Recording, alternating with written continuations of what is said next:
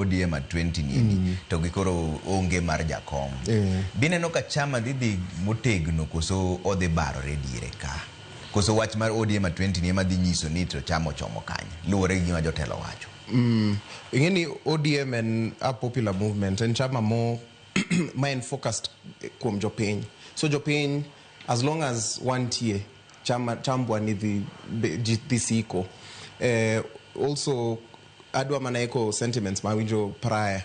One very lucky niwa yudo leadership motegno.